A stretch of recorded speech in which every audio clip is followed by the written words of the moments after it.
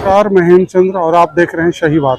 इस वक्त हम बुआरीज और गोड्डा जिला के बुआरीज और प्रखंड के डुमरिया फुटबॉल मैदान में मौजूद हैं।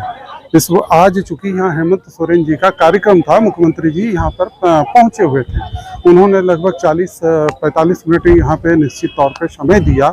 बड़ी संख्या में भीड़ थे, चूँकि ये इलाका बहुत ही पिछड़ा हुआ है और यहाँ वो उनका जो कार्यक्रम होना बेहद एक तरह कह सकते हैं ज़रूरी कितना था ये नहीं कहा जा सकता। लेकिन हेमंत सोरेन की जो स्थिति है, झारखंड का जो पॉलिटिकल क्राइसिस चल रहा है और जिस तरीके से हेमंत सोरेन का भाग्य गवर्नर हाउस के लिफाफे में बंद है और काफ़ी दिनों के संघर्ष के बाद भी जब वो लिफाफा से बाहर नहीं निकल पाया निदान, तो शायद उन्होंने रुख अपने विधानसभा क्षेत्र बरहेट का किया।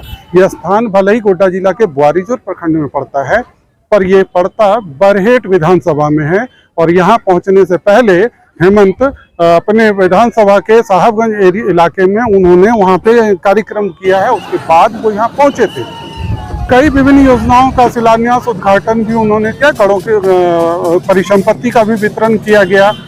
कई विभागों से संबंधित लोगों के बीच भी जो कार्यक्रम था उसका भी निदान किया गया। हालांकि वो अपने भाषण में लगातार कहते रहे कि समय चूंकि बहुत कम है और कम समय में ही मुझे करना है, तो एक तरह से कह सकते हैं कि कार्यक्रम की तैयारी तो जिला प्रशासन ने व्यापक रूप से किया था, लेकिन मुख्यमंत्री बड़ा शॉर्ट समय दे पाए। हो सकता है कि शाम का समय हो, मौसम में कुछ गड़बड़ी हो सकती है, लेकिन इस दौरान उन्होंने अपने संबोधन में जो लोगों से बात करी तो उसमें तमाम चीज़ें जो रही कि 2 साल चूंकि कोरोना काल रहा, काम करने का मौका नहीं मिला। जब मौका मिला तो विपक्ष जो है यानी सारा भारतीय जनता पार्टी की ओर था कि इस दौरान उन्होंने परेशान किया है, चाहे वो केंद्रीय एजेंसी हो या पार्टी की ओर से। तो कहने का मतलब है कि जो विकास की बातें कर रहे हैं उसमें कहीं ना कहीं दिक्कत। हालांकि अपने भाषण में उन्होंने तत्कालीन जो अभी 1932 का मामला है उसको लेकर भी चर्चा करी, पेंशन, पुराने पेंशन की बात करी, पुलिस कर्मियों से संबंधित बात की और तमाम कर्मचारियों को जो देने वाली सुविधा, यानी कि हाल के दिनों में उन्होंने बहुत तेजी से जो चीजें घोषणाएं की है या लागू करने की बात कही है, उस पर उन्होंने जरूर ध्यान आकृष्ट कराया लोगों का।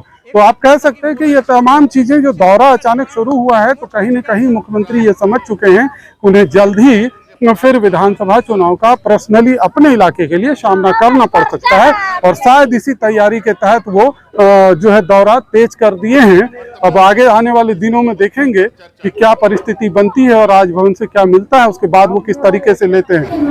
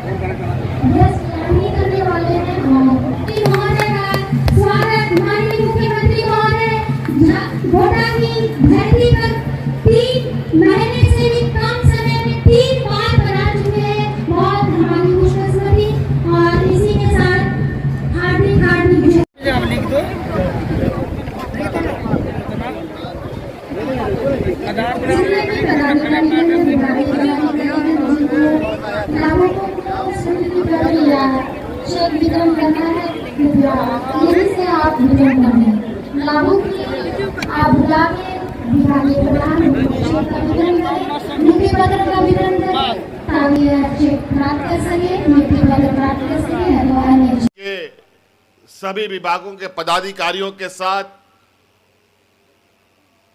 दिन भर वर्तमान स्थिति से निपटने पर चर्चा किया कि आज ऐसे स्थिति में हम लोग कैसे कैसे काम करें और कैसे हम यहाँ के 80% लोगों को राहत पहुंचा पाए। ने कल ही कहा था कि जो राज्य की स्थिति है, ऐसे स्थिति में हम कहीं पर भी किसी भी समय लोगों के बीच में पहुंचकर उनकी वास्तविक स्थिति जानने का हम प्रयास कर सकते हैं। इसलिए सभी पदाधिकारी वर्तमान परिस्थिति से निपटने के लिए हमारे किसान, ग्रामीण मजदूरों की मदद के लिए कार्य योजना तैयार कर लोगों तक पहुंचाने का काम यथाशीघ्र करने का काम करें। उसी उद्देश्य से आज हम पहली बार आपके इस और हमारे इस ऐतिहासिक वीर भूमि भोगनाडीह से हम लोगों ने पुनः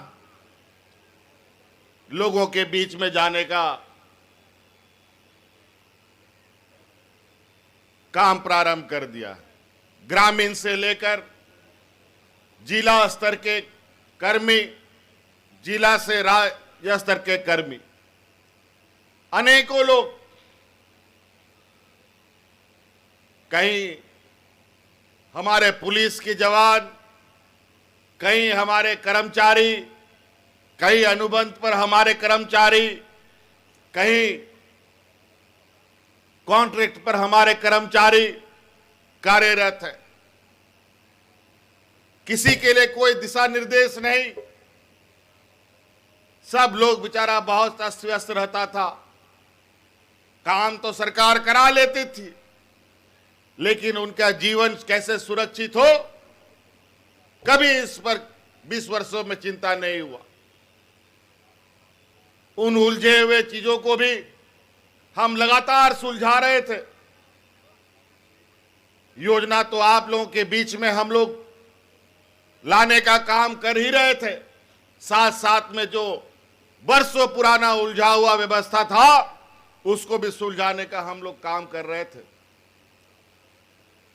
आज आप देख लीजिए, सर्वजन पेंशन, जो ये भारत देश में पहला ये झारखंड राज्य है जहां हर बुजुर्ग को पेंशन देने का काम ये झारखंड सरकार कर रहा है। हर विधवा महिला को पेंशन देने का काम कर रहा है। हर विकलांग लोगों को पेंशन देने का काम कर रहा। वो इस राज्य में जो एकल महिला है उसको भी पेंशन देने का काम कर रहा।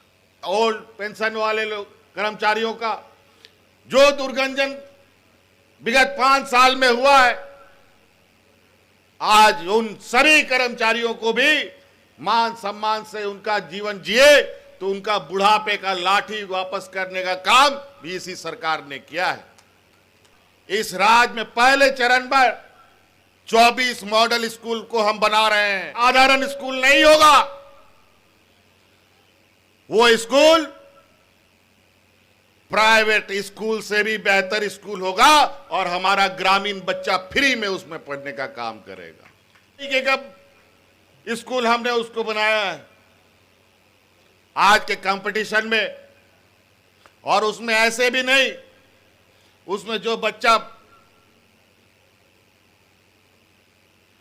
ईमानदारी से पढ़ाई करेगा उसी बच्चे को, जैसे यहां नेतरहाट स्कूलों में, नवोदय स्कूलों में बच्चों का भर्ती होता है, उसी प्रकार के बच्चे उसमें जाएंगे। बातें, लेकिन अभी बहुत काम करना बाकी है। आज बस इतना ही, शुक्रिया।